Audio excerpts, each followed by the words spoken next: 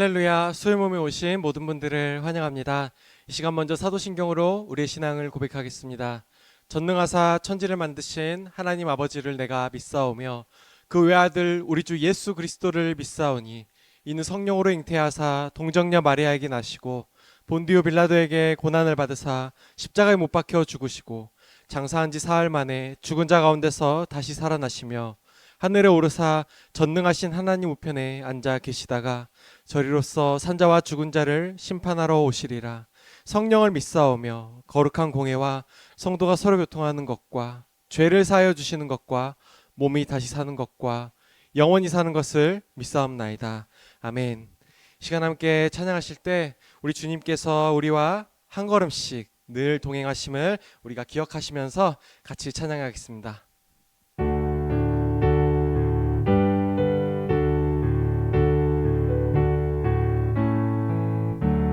주와 같이 길 가는 것 즐거운 일 아닌가.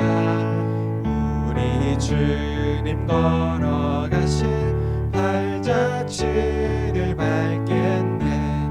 한 걸음 한 걸음 주 예수와 함께 날마다 날마다 우리는 걷겠네. 어린아이 같은 우리 미련하고 약하나 주의 손에 이끌리어 생명길로 가겠네. 한 걸음 한 걸음 주 예수와 함께 날마다 날마다 우리는 걷겠네. 꽃이 피는 들판이나 험한 골짜기라도 주가 인도하는 대로 주와 같이 가겠네. 한 걸음 한 걸음 주 예수와 함께 날마다 날마다 우리는 걷겠네. 옛 선지자의 녹같이 우리들도 천국에 들려 올라갈 때까지 주와 같이 걷겠네. 한 걸음 한 걸음 주 예수와 함께 날마다 날마다 우리는 한 걸음 한 걸음 한 걸음 주 예수와 함께 날마다 날마다 우리는 걷겠네. 아멘. 우리 인생을 인도하시는 그 주님을 소망합니다. 우리 정말 모든 생활 속에서 모든 순간 속에서 우리를 지켜주시고 또 우리를 승리하게 하시는 그 주님께 우리가 감사의 마음을 담아서 함께 찬양으로 고백하겠습니다.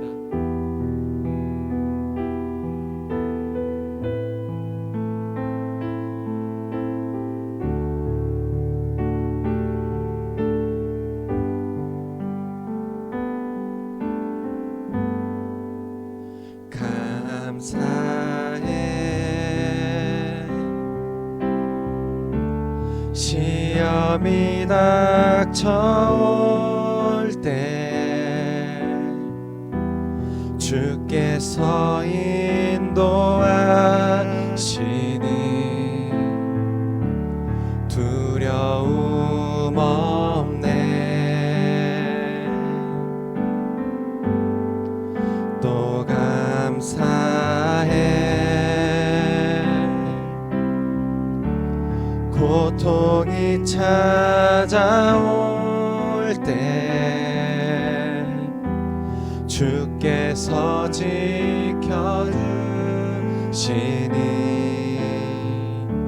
승리하리라.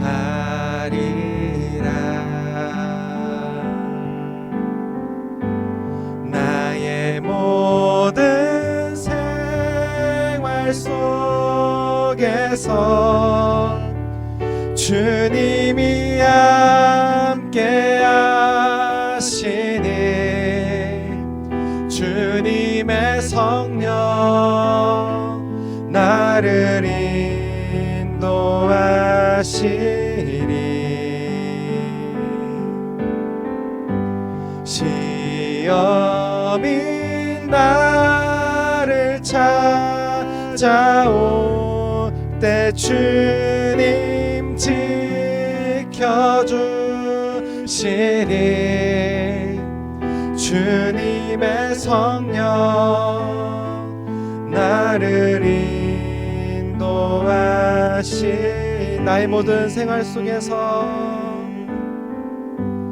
나의 모든 생활 속에서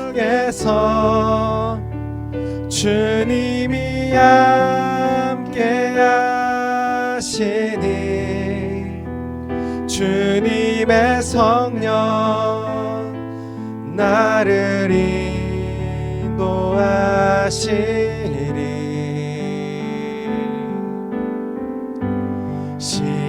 시험이 나를 찾아올 때 주님 지켜주시니 주님의 성령 나를 인도하시 우리 주는 위대하며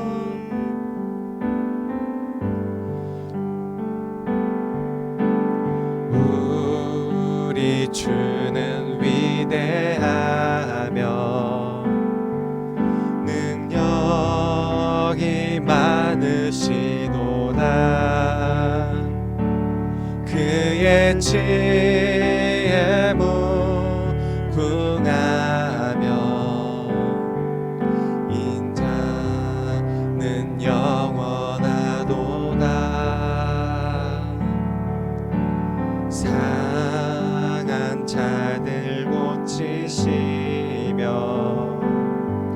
상처를 싸매시도다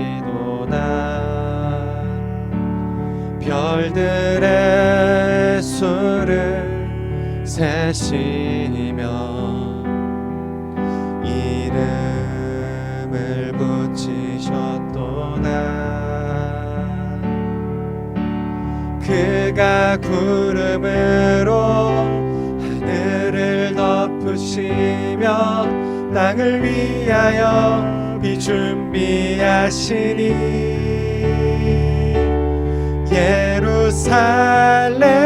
예루살렘아 여호와를 찬송할지어다 내 하나님을 감사함으로 그 앞에 나가며 주 임재 앞에 경배 예루살렘아 여호와를 예루살렘아 여호와를 찬송할지어다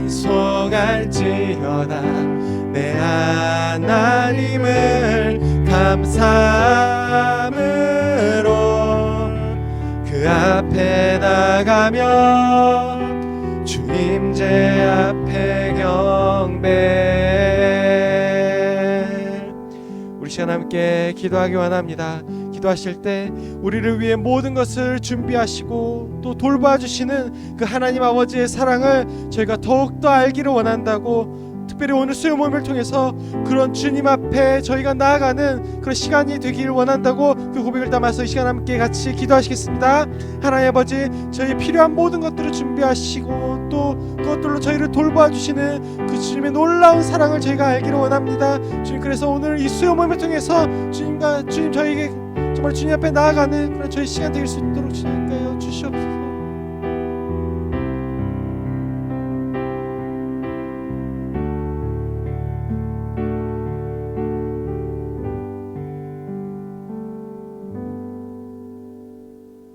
하나님 감사합니다. 오늘 이 저녁에도 저희를 불러주셔서 이렇게 하나님 전에 나와 함께 말씀 보고 기도하고 찬양할 수 있게 허락하시면 감사드립니다. 하나님 오늘 이 시간 정말 하나님 온전히 바라보고 향하는 시간들이 되게 도와주시고 또 하나님을 더욱더 깊이 배우고 알아가고 만날 수 있는 이 시간 될 수 있도록 하나님 붙잡아 주시옵소서. 계속해서 저희가 마가복음을 배우고 있습니다. 마가복음을 통해서 예수님이 어떤 삶을 사셨는지 우리가 돌아보고 있는데 우리 가슴속 깊숙한 곳에서 나도 예수님처럼 살고 싶다, 예수님처럼 닮고 싶다라는 열망들이 우리 가운데 살아나게 도와주시고 그래야 해서 예수님이 걸어갔던 그 길을 따라 걸어갈 수 있는 우리 모두가 될 수 있도록 주여 은혜를 더하여 주시옵소서. 은혜 감사를 드리며 모든 말씀 예수님의 이름으로 기도드립니다. 아멘. 우리가 계속해서 카는 목사님 다락방 교재인 마가복음을 가지고 살펴보고 있는데요. 오늘은 구가 12제자를 부르시다 라는 제목을 가지고 마가복음 3장 7절부터 19절까지 말씀을 좀 살펴봤으면 좋겠습니다. 먼저 마음의 문을 열며 같이 한번 읽어볼까요?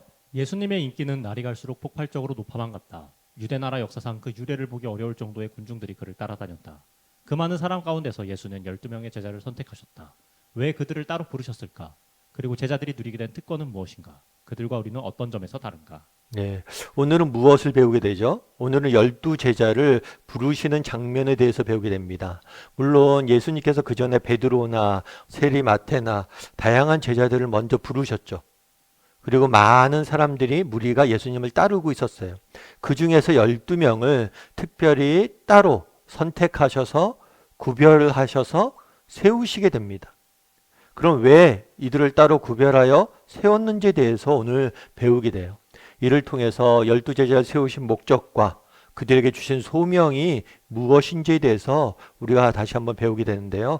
이 시간 이 12제자를 세우신 하나님의 목적과 이 소명에 대해서 좀 배우고 이 12제자를 세우신 목적과 소명이 우리와 무관하지 않다는 사실에 대해서 우리가 깨닫고 우리 역시 동일한 소명을 가지고 살아가는 그런 시간이 되었으면 좋겠습니다. 우리 먼저 1번 문제 같이 한번 읽어볼까요? 예수님의 인기는 절정에 이르고 있었다. 지도를 펴놓고 어떤 지역의 사람들까지 몰려들고 있었는지 찾아보라.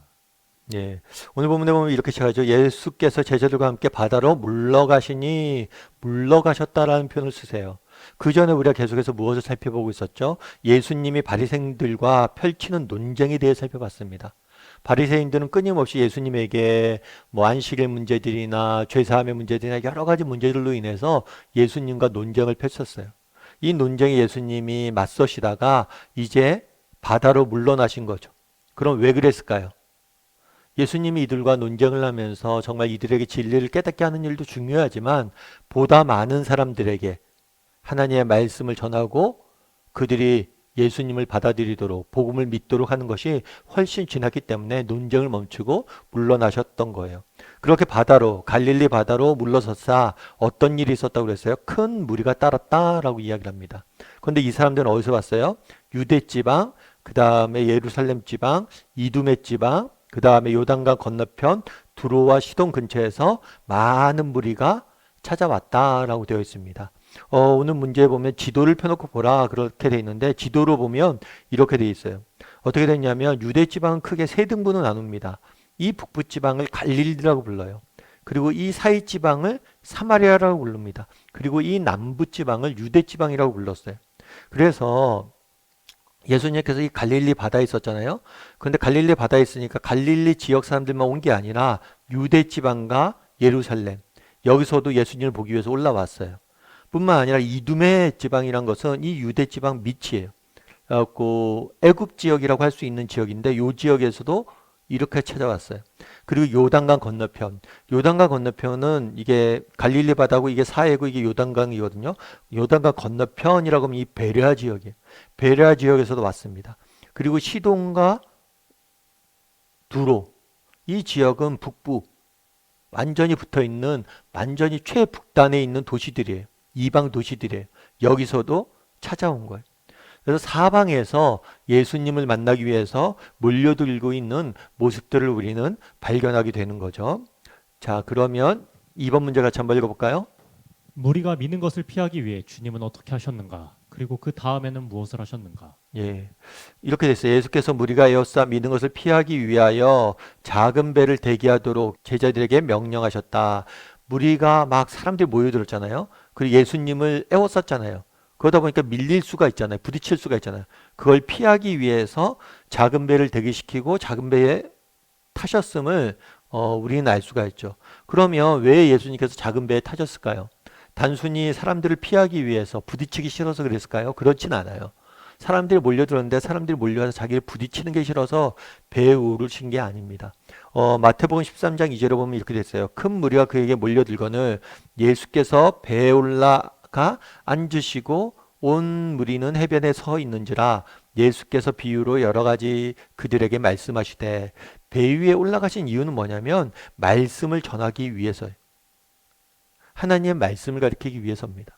그래서 예수님께서 이제 다양한 곳에서 사람들 가르쳤죠. 무엇보다도 회당에서 가르쳤습니다. 그리고 산에서도 가르쳤어요. 산은 가르치기가 편하죠. 예수님이 위에 올라가고 밑에 사람들이 앉으면 다 볼 수가 있잖아요. 그런데 평지, 바닷가는 좀 어려움이 있어요. 그래서 바닷가는 뭘 하신 거예요? 이렇게 배를 띄워서 좀 거리를 두고 사람들이 무리가 있어서 볼 수 있도록 해서 가르치신 거죠. 그래서 배를 띄우라고 하신 이유는 뭐냐? 가르치기 위해서예요. 이거는 예수님의 일관된 사역의 모습이죠. 우리가 계속해서 성경을 보다 보면 예수님께서 항상 뭘 하세요? 사람들이 모여들면 항상 뭘 하세요? 가르치세요.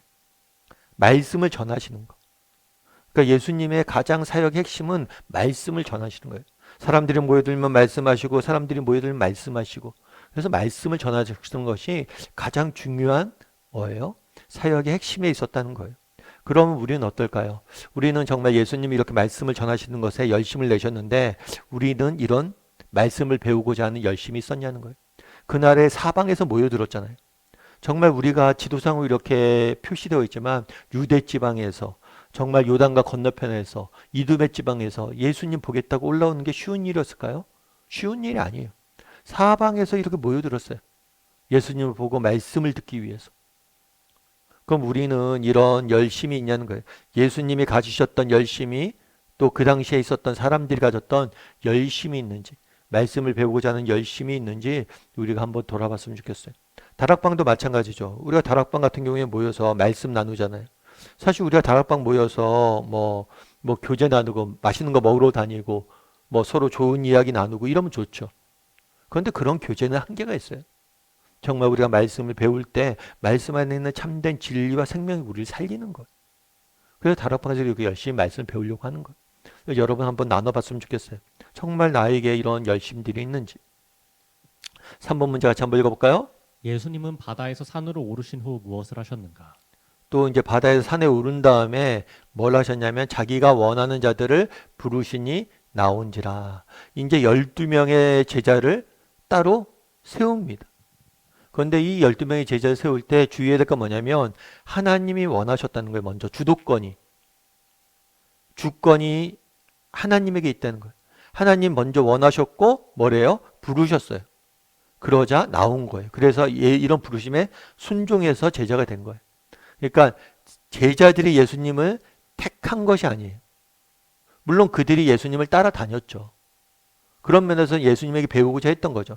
그런데 구체적으로 제자가 되는 과정은 이들이 선택한 게 아니라 하나님이 선택해서 세우셨다는 거예요. 그러면 예수님께서 주도적으로 이들을 부르시고 세우셨다는 사실에서 우리가 알 수 있는 건 뭘까요? 우리 4번 문제 같이 한번 읽어볼까요? 예수님이 원하는 자들을 불렀다는 말씀에서 느끼는 바가 있으면 말해보라. 예, 요한복음 13장 1절 말씀도 같이 한번 읽어볼까요? 6월절 전에 예수께서 자기가 세상을 떠나 아버지께로 돌아가실 때가 이른 줄 아시고 세상에 있는 자기 사람들을 사랑하시되 끝까지 사랑하시니라. 오늘 본문에 뭐라고 됐어요? 사랑하시되 끝까지 사랑하신다. 자기 사람들은 뭐예요? 자기가 택한 사람들. 하나님이 제자들을 택했어요.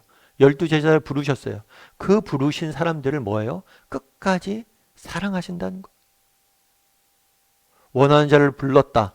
부르셨구나. 에서 끝나는 게 아니에요. 예수님께서 그들을 부르셨기 때문에 그들을 뭐예요? 끝까지 사랑하신다는 거예요. 때론 그들이 뭐예요? 실패하고, 때론 그들이 뭐예요? 무너지고, 때론 그들이 예수님을 외면하고, 배신하고, 떠나도 뭐예요? 끝까지 하나님이 그들을 사랑하신다는 거. 그리고 요한복음 15장 16절은 뭐라고 되어 있어요? 너희가 나를 택한 것이 아니요 내가 너희를 택하여 세웠나니 이는 너희로 가서 열매를 맺게 하고 또 너희 열매가 항상 있게 하여 내 이름으로 아버지께 무엇을 구하든지 다 받게 하려 함이라. 여기서 보다 분명히 얘기했죠. 너희가 나를 택한 게 아니다. 내가 너희를 택했다. 그래서 너희를 세웠다는 거예요. 이런 세운 이유는 뭐예요? 너희로 열매를 맺게 하고. 하나님이 그들을 부르셨어요. 부르신 이유가 뭐예요?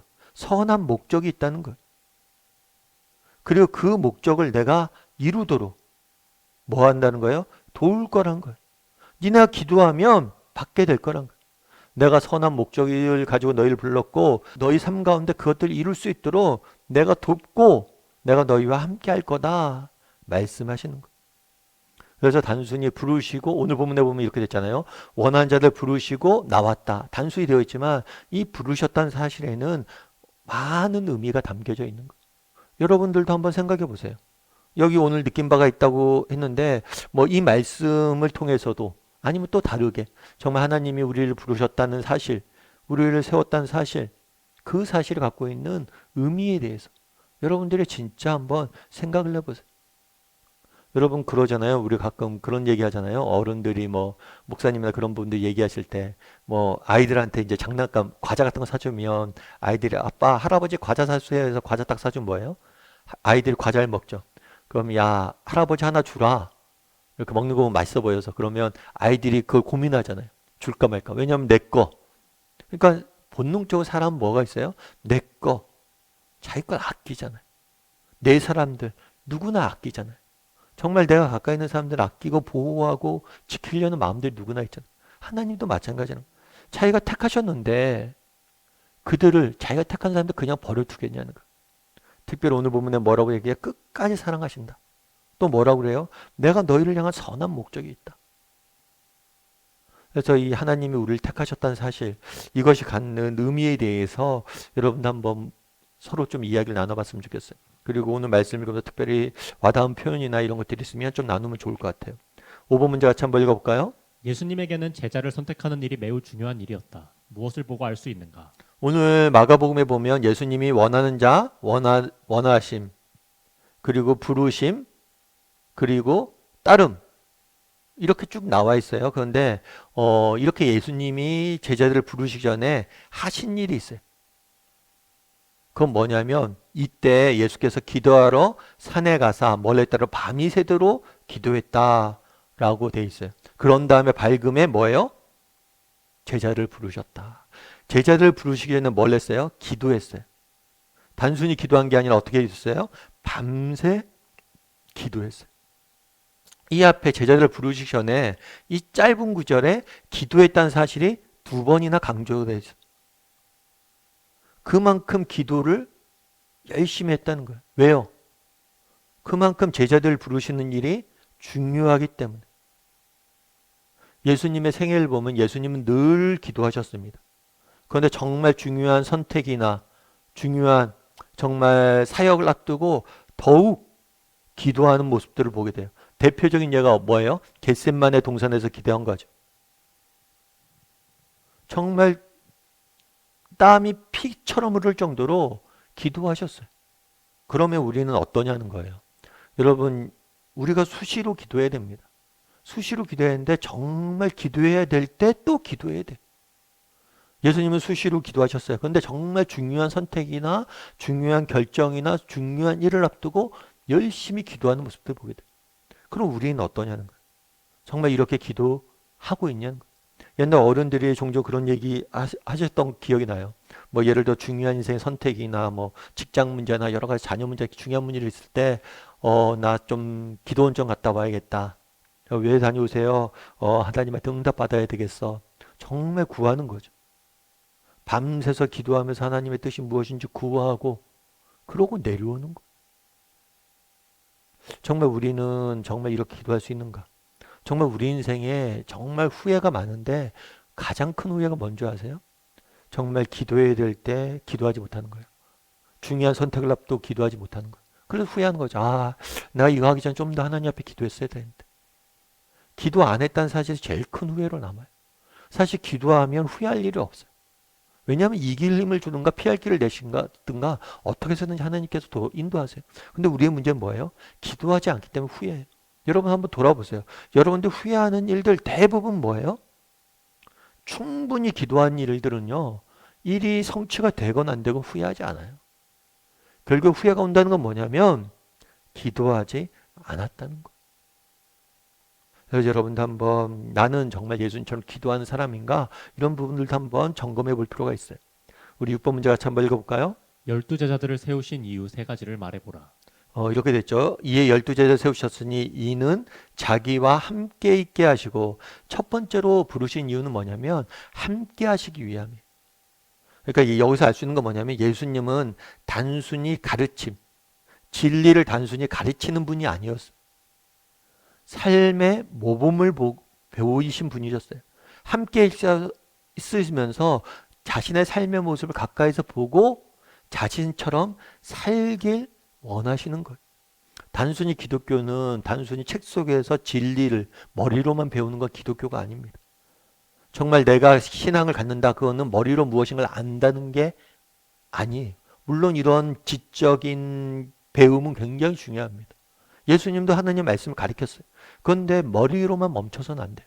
뭘로 나타내야 돼요? 삶의 모습으로 나타내야 돼요. 제자들은 예수님과 함께하면서 예수님의 가르침을 받았습니다. 뿐만 아니라 예수님의 삶의 일거수일투족의 모습을 보면서 뭘 한 거예요? 어떻게 살아야 될지 배운 거예요. 우리도 마찬가지예요. 여러분 예를 들어서 자녀 신앙교육. 여러분 자녀 신앙교육 할 때 우리의 말 중요하죠. 우리가 말을 통해서 정말 어떻게 살아야 되는지 어떻게 신앙을 가져야 되는지 가르치는 중요합니다. 근데 더 중요한 건 뭐예요? 아이들이 우리의 삶의 모습을 보고 배워요. 정말 우리 그래서 어린 아이들도 말도 잘 못하는 그런 아이들 정말 여러분들이 그런 아이를 붙잡고 정말 기도하면 기도하는 모습을 보고 배우는 거예요. 우리가 온 가족 예배 같은 거 드릴 때도 그렇죠. 대예배 드리면 아이들이 말귀도 못 알아듣고 그러면 지루할 수도 있어요. 애들 입장에서는. 그런데 아버지 어머니가 예배 드리는 모습을 보고 그들은 배우는 거예요. 그것이 엄청난 교육의 효과가 있는 거예요. 참된 진리의 힘은 이 삶의 모습에 있는 거예요. 그래서 예수님께서 뭘 한 거예요? 자기와 함께 있게 하신 거예요. 내 삶을 보고 배우라는 거예요. 그리고 너희도 그렇게 살라는 거예요. 그런 다음에 뭘 한 거예요? 또 보내사. 예수님이 제자들을 부르신 이유는 뭐냐면 보내기 위함이에요. 함께 있게 하고 배우는 데서 멈추길 원하지 않았어요. 가끔 그런 사람들도 있어요. 교회 나와서 은혜 받는 거에 집중합니다. 은혜 물론 받아야죠. 근데 은혜 받아서 어떡할 거예요? 은혜 받는 것에서 멈추면 안 됩니다. 그래서 교회 내에서는 신앙이 굉장히 좋아요. 그런데 세상 속에 나가면 아무런 힘을 발휘하지 못해요. 그럼 소용이 없다는 거예요. 예수님이 제자들을 부르신 목적은 뭐예요? 자기와 함께 있는 것, 내부에 있는 것에만 멈춰 있지 않아요. 함께 있고 배우고 은혜를 받아야 됩니다. 근데 은혜 받았으면 뭐예요? 이제 나가야 돼요. 세상 속에서 영향력을 미치는 사람을 돼야 되는 거예요. 그럼 보내신 이유는 뭐냐? 전도도 하고 귀신을 내쫓는 권능도 있게 하기 위해서, 복음을 전하게 하기 위해서. 그리고 또 뭐예요? 귀신을 내쫓는 권능이란 뭘까요? 귀신은 악한 영이잖아요. 정말 세상을 지배하는 악한 영들과 맞서기 위해서 세상의 잘못된 가치관, 세상의 문화 이런 것들과 대항해서 이겨내고 정말 하나님 나라의 문화를 세상 속에 하나님 나라를 세상 속에 건설해 나가길 원하셨던 거예요. 복음을 전하고 세상의 그러한 세상의 약한 영들과 악한 영들이 지배하는 그런 세상의 논리들을 맞서 싸우고 하나님 나라의 정말 그런 나라로 세상을 바꿔가는 것, 그것이 예수님이 이들을 부르신 목적이라는 것. 그래서 뭐 크게 세 가지는 하나, 둘, 셋이겠죠. 그 크게 두 가지로 하면 하나, 둘 이렇게 나눌 수도 있습니다. 그래서 뭐냐면 함께 있고 보내기 위해서 그런 거예요. 누가복음에 이렇게 되죠. 발금에 기도하셨어요. 누가복음에 보면 그 다음에 발금에 제자들을 부르셨어요. 12를 세우셨어요. 사도라 칭했어요. 사도는 무슨 의미냐면 보내심을 받은 자라는 의미예요. 제자는 배움, 함께함을 강조한 단어라면 사도는 보내심을 강조한 단어. 그래서 제자들을 부를 때 늘 뭐예요? 균형이 있었다는 거예요. 함께 있게 함, 배움과 보냄. 함께 있고 동행과 보냄. 이 두 가지가 항상 존재했던 거예요. 우리 7번 문제 같이 한번 읽어볼까요? 12제자들의 이름을 주의 깊게 살펴보라. 제자들의 인품과 배경을 보면 주님은 별 볼 일 없는 평범한 사람들, 어떤 의미에서는 자격 미달자들을 택하신 것이 틀림없다. 왜 그렇게 말할 수 있는가? 네. 일단 어부들. 그러니까 제자들의 직업을 보면 어부들이 많았어요. 베드로가 대표적인 예죠. 근데 어부들은 사실은 뭐 대단한 직업이 아니에요. 굉장히 평범한 직업이에요. 특별히 그 당시 유대사회는 종교 지도자들이잖아요. 그리고 메시아는 종교적인 메시아잖아요. 그런 면에서 종교 관계자, 서기관들이나 뭐 바리새인들이나 율법 선생이나 이런 사람들이 아니라 그냥 평범한 직업을 가진 사람을 부르심을 볼 수가 있어요. 뿐만 아니라 어부들은 그런 게 있어요. 율법에 보면 이스라엘 사람들은 부정한 것을 손에 대거나 부정한 것과 접촉하는 걸 피했잖아요. 그런데 어부는 뭐냐면 그물을 내리면 그물에 다양한 것들이 걸려서 나오잖아요. 그럼 그것들을 구별해야 되잖아요. 그럼 부득이하게 부정한 것들을 만지는 경우들도 있었어요. 그래서 종교적으로 굉장히 뭐 이렇게 존경을 받을 만한 직업이 아니었어요. 세리, 마태가 대표적이죠. 근데 세리는 어때요? 세리는 죄인의 대표로 알려져 있었잖아요. 이 사람들은 민족을 배신하고 로마의 편에 들었을 뿐만 아니라 사람들에게 과도한 세금을 내림으로 자신의 이익만을 추구하는, 부만을 추구하는 그런 사람으로 죄인으로 여겨졌죠. 그래서 공동체 예배, 회당의 예배조차도 들어올 수 없도록 했어요. 어떤 면에서는 자격 미달이죠. 이런 사람들은 뭐 예수님을 따를 자격이 없다고 해도 그래서 많은 사람들이 그 당시 유대 종교 지도자들이 비난을 했던 거죠. 어떻게 저런 죄인들과 어울릴 수가 있냐. 뿐만 아니라 우레의 아들들. 우레의 아들들은 뭐냐면 우레는 이제 천둥 번개 이런 거예요. 이건 좋은 의미가 아니에요. 그만큼 뭐예요? 성격이 그러니까 이 화통아 뭐 이런 거예요. 우리나라 말로 하면. 그러면 뭐예요? 예수님이 주신 별명인데 이건 좋은 성격이 아니에요. 성격이 굉장히 급해요. 그리고 매정해요. 대표적인 예가 그런 거예요. 한 번은 사마리아 지역을 이렇게 지나가고 있었어요. 근데 사마리아 지역을 가서 복음을 전하는데 사마리아 사람들이 자기를 받아들이지 않아요. 그러자 요한과 야고보가 뭘 구했냐면 하늘로부터 불을 내려서 이 사람들 다 죽여버리라고. 자비가 없죠. 자기들 받아들이지 않는다고 다 죽여버리겠다고 이렇게 제안했던 사람이 우리의 아들들이죠. 가나나인. 가나나인은 여러 가지 의미로 뭐 이게 지역의 이름이다 뭐 여러 가지 이야기들이 있는데 그 중에 하나 이 가나다인이라는 표현은 뭐냐면 급진적인 이런 의미예요. 그래서 급진적인 개혁을 추구했던 그 당시에 정치 세력들이 있었어요. 그 중에 한 명이었던 것 같아요. 로마와 맞서서 정말 우리도 그랬잖아요. 독립운동할 때 정말 무장해서 암살도 하고 막 이런 급진적인 개혁 세력들 중에 한 명이었던 것 같아요. 이것도 다수파는 아니었죠.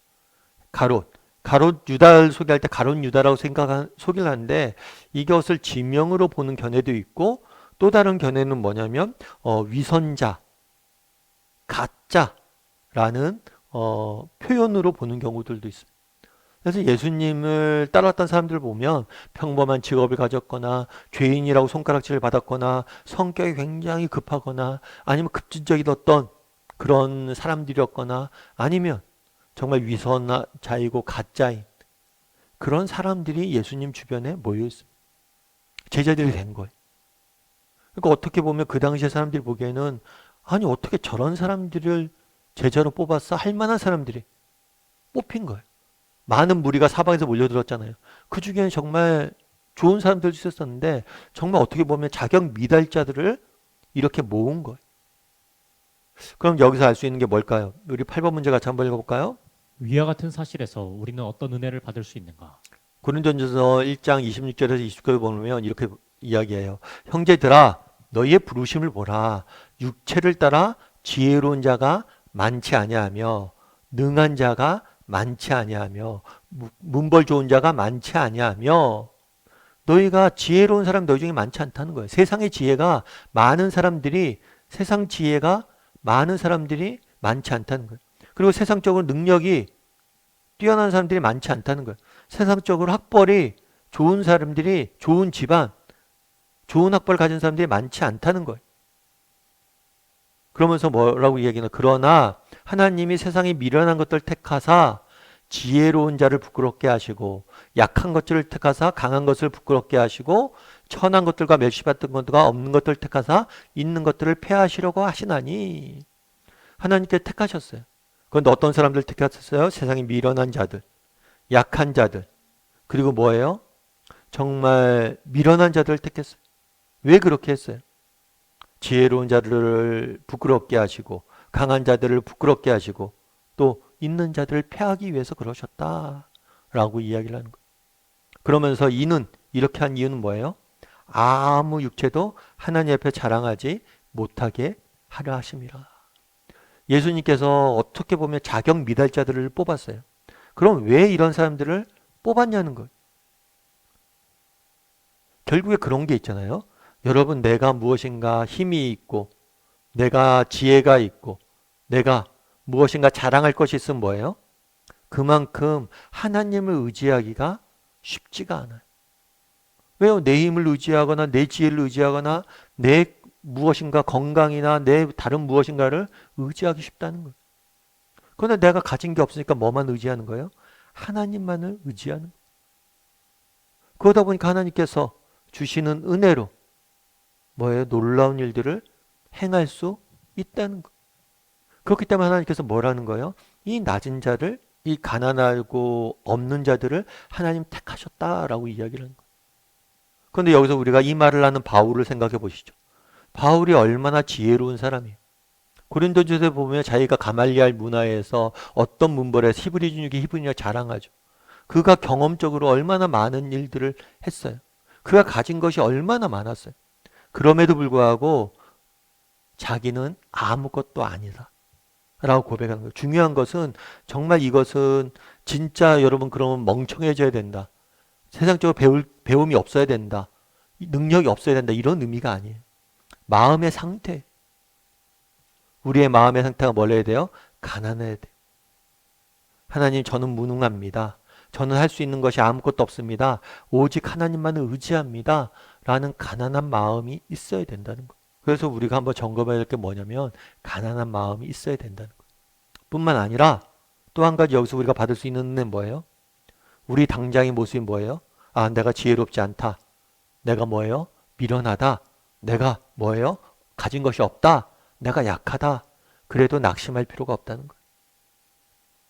지금의 내 상태에 대해서 객관적인 조건에 대해서 낙심할 필요가 없다는 거예요. 왜요? 정말 우리가 가난하고 뭐예요? 뭐 내가 배운 게 없고 그러면 더 하나님의 능력이 드러날 확률이 큰 거예요. 더 나는 하나님께서 나를 더 크게 사용할 수 있는 가능성이 큰 거예요. 뿐만 아니라 하나님께서 이런 사람들 통해서 뭐 한다고 그랬어요?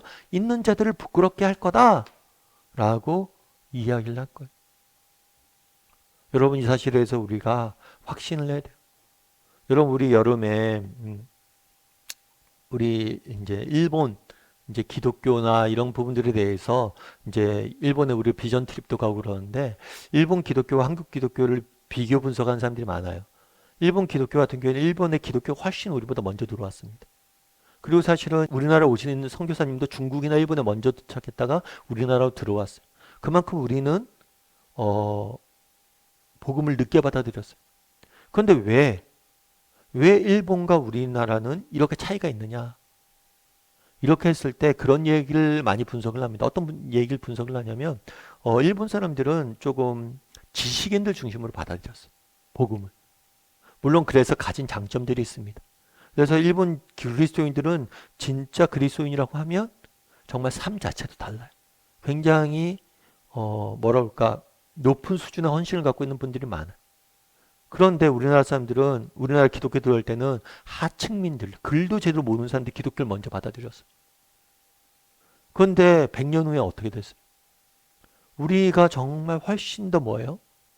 한국 기독교가 아름답게 세워져 있잖아요. 오늘 본문에 보면 미련한 자들을 택하사 부끄럽게 하신다. 이게 헛된 말들이 아니에요. 한국 기독교도 마찬가지죠. 정말 우리도 한국 기독교 점점 쇠퇴하고 있다고 그러잖아요. 왜 쇠퇴할까요? 가난한 마음이 없어져서 그런 건 아니에요. 지금도 막 성장하고 있는 교회들 어떤 교회냐? 아프리카에 있는 교회들. 정말 가난해서 하나님밖에 의지할 게 없는 교회들이 막 성장하고 있는 거예요. 어쩌면 우리도 이렇게 정말 가난한 마음들이 있어야 되고요. 그리고 또 내가 지금 당장 뭐 배운 게 없다, 뭘 한 게 없다, 가진 게 없다. 그래도 우리가 낙심할 필요가 없어요. 왜요? 하나님은 그런 사람들 통해서 놀라운 일들을 이루실 것이기 때문에. 물론 그렇다고 해서 뭐 세상적으로 너희는 배우면 안 됩니다. 세상적으로 뭐 하면 안 됩니다가 아니에요. 내가 정말 바울로 보세요. 세상적으로 얼마나 똑똑한 사람이에요. 그럼에도 불구하고 우리 중에 지혜 있는 사람이 많지 않다라고 이야기하잖아요. 이런 겸손한 가난한 마음이 우리에게 있어야 된다는 거예요. 한번 이 부분에 대해서 각자 받을 수 있는 은혜가 뭔지 또 느껴지는 게 뭔지 한번 이야기를 나눠보면 좋을 것 같아요. 9번 문제 같이 한번 읽어볼까요? 예수님이 12제자를 선정하시고 3년 동안 그들을 훈련시킨 목적이 무엇인가? 다음에 성구를 가지고 대답하라. 네, 말씀하신 나를 따라오너라 내가 너희로 사람을 낚는 어부가 되게 할 것이다. 예수님께서 자기를 따르는 제자들을 지칭할 때 제자들에게 나를 따르는 사람들이 어떤 사람인지 알려주기 위해서 사용한 이미지인 두 가지가 있어요. 하나는 어부고 하나는 목자예요. 이거는 그 당시 굉장히 흔한 직업이었죠. 흔한 직업 가운데 두 가지를 택해서 비유를 한 거예요. 그러면 사람을 낚는 어부는 무엇이냐? 또 이르시에 너희는 온 천하에 다니며 만민에게 복음을 전하라. 사람을 낚는다는 건 뭐예요? 믿지 않는 사람들에게 복음을 전해서 그들이 예수를 믿도록 전도하는 거예요. 목자의 이미지는 뭐예요? 이렇게 전도된 사람들 뭐예요? 양육하는 거예요. 말씀으로 기도로. 이 두 가지 의미를 사용하신 거예요. 그래서 이들을 부르신 목적은 뭐예요? 사람들에게 복음을 전해서 그들이 예수를 믿게 만드는 것이 목적이었던 거예요. 또한 목자의 이미지는 뭐냐면 그렇게 전도한 사람들 뭐예요? 전도가 끝나는 게 아니라 그 사람들 양육하고 말씀을 세워가는 거죠. 에베소서 2장 20절에는 이렇게 됐어요. 너희는 여기서 에베소 교인들이에요. 에베소 교인들이고 에베소 교회죠. 사도와 선지자들의 터 위에 세우심을 입은 자다. 이 터 위에 이름을 세우심을 입었다는 건 무슨 의미일까요? 사도와 선지자들의 터 위에. 이것은 사도와 선지자의 가르침이라는 의미도 있고 그들이 받았던 소명이라는 의미도 있어요. 다르게 말하면 그날에 오늘 제자들을 부를 때 우리가 뭐 함께 있게 하시고 보내기 위해서 제자를 불렀다. 그런데 이것은 12명만의 한정된 이야기가 아니란 거예요. 이것은 오늘을 사는 우리 모두에게 주는 소명이고 주는 우리를 부르신 목적이란 거예요. 그래서 터 위에 지음을 받았다는 거예요. 동일하다는 거예요. 사도에 주셨던 소명 위에 교회를 세웠기 때문에 교회도 동일하게 사도에게 주었던 소명을 동일하게 받았다는 거예요. 그래서 우리도 동일하게 제자들 부르신 목적을 동일하게 우리도 불렀다는 거예요. 그래서 우리를 부르신 목적이 뭐예요? 하나님과 함께하기 위해서 예수님에게서 삶의 모습을 보고 배우게 하기 위해서 그리고 뭐예요? 보내기 위해서 세상에 보내서 전도도 하고 또 뭐 하기 위해서 세상 권능을 귀신을 내쫓을 권능을 주시기 위해서 세상의 그런 잘못된 가르침 세상의 문화들을 이겨낼 수 있는 힘을 주시기 위해서 그렇게 하셨다는 거죠. 우리 삶의 열매 거둘매를 같이 한번 읽어볼까요? 12제자들이 어떻게 최후를 마쳤는지 성경은 야고보와 가룟 유다에 대해서만 언급하고 있다. 전설에 의하면 그 나머지 제자들은 모두 다 복음을 전하다 순교당하였다고 한다. 한마디로 그들은 자기를 불러주신 예수님의 마음에 실망을 드리지 않았던 것이다. 당신은 어떤가? 당신도 제자들처럼 살고 싶지 않은가? 당신은 어떤가? 당신도 제자들처럼 살고 싶지 않은가? 제자들은 왜 이렇게 살았을까요? 제자들은 왜 이렇게 살았을까요? 베드로가 그래요. 나중에 순교당할 때 십자가의 전설에 의하면 그래요. 십자가에서 매달려 죽었거든요. 그런데 그런 얘기를 해요. 내가 예수님과 동일한 십자가에 매달릴 수 없다. 나는 거꾸로 매달려 줘라. 이렇게 이야기를 해요. 그들에게는 어떤 마음들이 있었을까요? 그들이 순교에 대해서 이렇게 두렵지 않게 다가갔던 이유는 뭘까요? 나도 예수님처럼 살고 싶다. 순교가 목적이 아니라 나도 예수님처럼 살고 싶다. 예수님의 걸어갔던 길을 걸어가고 싶다라는 마음이 있어서 그랬던 거예요. 그럼 우리도 어떠냐는 거예요. 이제 마가복음도 배우고 제자들의 삶도 배우는데 우리도 정말 제자들처럼 살고 싶은 마음이 있는가? 우리도 예수님처럼 살고 싶은 마음이 있는가? 가끔 이제 저희가 이제 농담 삼아서 그런 얘기를 했어요. 옥하는 목사님에 대해서 옥하는 목사님을 존경은 하지만 옥하는 목사님처럼 살고 싶진 않다. 이런 얘기를 종종 했어요. 왜냐하면 옥 목사님을 너무 존경해요. 그런데 옥 목사님이 정말 그렇게 우리는 그런 식으로 생각했어요. 그 당시 옥 목사님이 몇만 명 되는 교회 목사니까 와 대형교회 목사니까 좋겠다 이렇게 생각하는데 우리는 그렇게 생각하지 않았거든요. 왜냐하면 가까이서 보니까 정말 2만 명 그렇게 되는 사람들의 영혼을 돌보는 게 쉬운 일이 아니에요. 옥 목사님 지고 있는 인생의 짐들이 너무 큰 걸 봤어요. 그래서 존경은 하지만 옥 목사처럼 살고 싶진 않다. 살기 힘들 것 같다. 그런 얘기를 많이 했어요.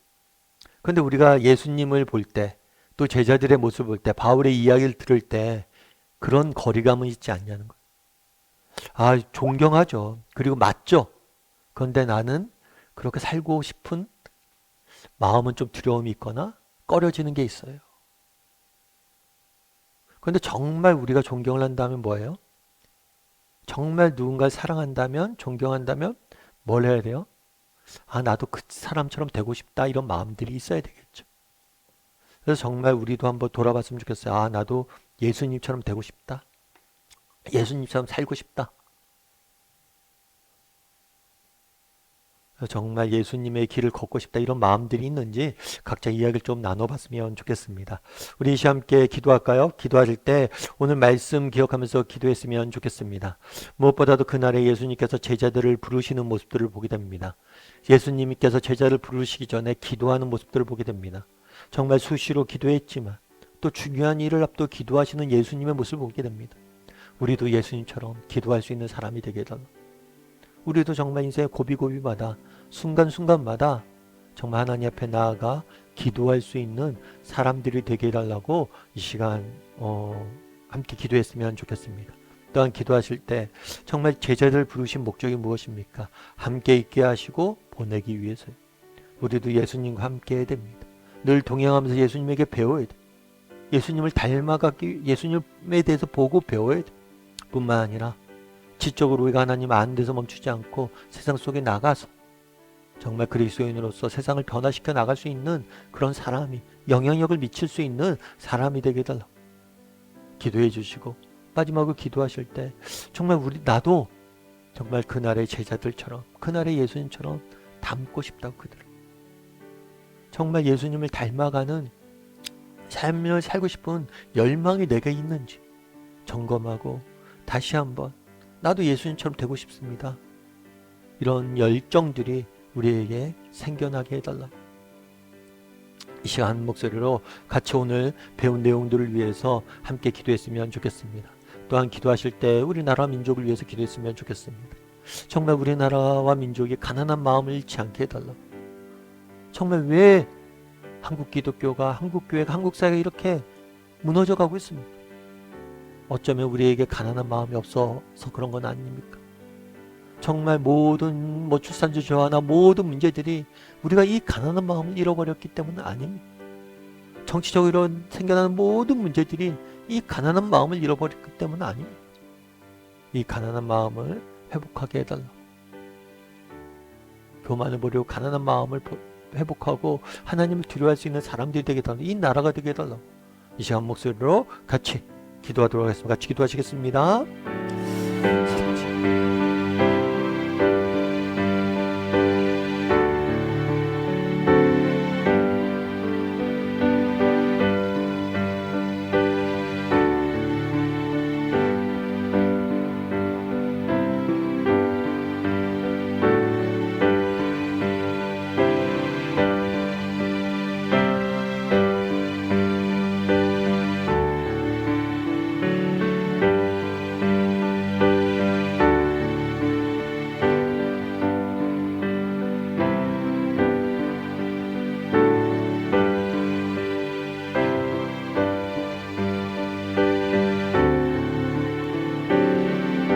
사랑의 하나님, 그날에 예수님께서 제자를 부르실 때 기도하는 모습들을 보게 됩니다. 정말 늘 기도했지만 정말 중요한 일을 앞두고 더욱 밤새 기도하는 모습들을 보게 됩니다. 기도하는 자에게 후회가 없음을 저희가 믿습니다. 왜 우리가 이렇게 인생에 후회가 많습니까? 혹시 기도하지 못했기 때문 아닙니까? 예수님이 그날에 기도했던 것처럼 우리도 예수님처럼 밤새 정말 인생의 고비고비마다 기도할 수 있는 자들이 될 수 있도록 주여 은혜를 더하여 주시옵소서. 아버지 하나님, 그날의 제자들을 부르셨습니다. 그리고 그들을 세우셨습니다. 이것이 제자들만의 문제가 아니면 믿습니다. 정말 우리도 동일한 사명을 주셨고 그 부르심이 우리에게도 동일하게 유효함을 믿습니다. 정말 예수님께서 그들을 부를 때 함께 있게 하시고 보내기 위하셨음을 저희가 배웠습니다. 정말 우리가 예수님과 함께 있길 원합니다. 예수님과 가까이 나아가길 원합니다. 그래서 예수님에게 배우길 원합니다. 뿐만 아니라 정말 세상 속에 나가서도 영향력 있는 그리스도인이 될 수 있도록 우리를 지키시고 보호하여 주시옵소서. 아버지 하나님, 우리에게 정말 나도 예수님처럼 살고 싶다. 예수님을 닮고 싶다. 이런 열망들이 있는지 다시 한번 돌아보게 도와주시고 다시 한번 예수님을 닮아갈 수 있는 그런 사람들이 될 수 있도록 하나님 은혜를 더하여 주시옵소서. 아버지, 이 나라와 이 민족과 한국교회를 불쌍히 여겨 주시옵소서. 정말 우리에게 교만한 마음이 있진 않은지, 정말 우리에게 가난한 마음들이 사라지진 않은지 돌아보게 도와주시고 정말 오직 하나님 당신밖에 없습니다. 하나님만을 자랑하고 우리 세상의 자랑거리도 우리의 자랑거리를 다 내려놓고 하나님을 다시 한번 의지하고 하나님만을 자랑하는 정말 우리 교회, 한국교회가 또 한국 사회가 될 수 있도록, 그래서 하나님이 주시는 회복의 은혜를 맛볼 수 있도록 하나님 붙잡아 주시옵소서. 우리 사회의 가장 큰 문제는 영적인 문제임을 기억하고 우리 성도들이, 교인들이 먼저 영적으로 각성하고 회개함으로 이 사회를 변화시켜 나갈 수 있도록 하나님 은혜를 더하여 주시옵소서. 오늘도 이렇게 귀한 시간들 허락해 주시면 감사드리며 모든 말씀 예수님의 이름으로 기도드립니다. 아멘. 하늘에 계신 우리 아버지여, 이름이 거룩히 여김을 받으시오며 나라의 마옵시며 뜻이 하늘에서 이루어진 것 같이 땅에서 이루어지이다. 오늘날 우리에게 일용할 양식을 주옵시고 우리가 우리에게 죄진 자를 사하여 주는 것 같이 우리의 죄를 사하여 주옵시고 우리를 시험에 들게 하지 마옵시고 다만 하에서 구하옵소서. 대개 나라 원세 영광이 아버지께 영원히 싸움나이다.